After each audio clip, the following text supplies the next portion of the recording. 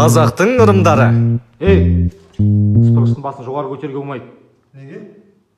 Жаман болады. Жағың таянбай отыр. Неге? Жаман болады.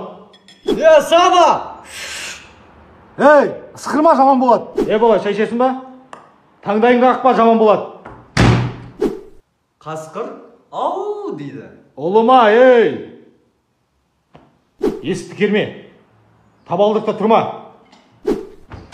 Кеш ортасында ұйықтама. Қолың төбеге қойма. Бумага берш! Ей, туалетте сөйлеуге болмай. Не істемеді? Ей, зеңді құшақтама. Ей, ішпе суды. Неге? Просто салқын. Бетіңді баспа.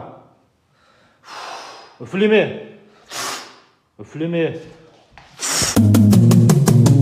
Hold up,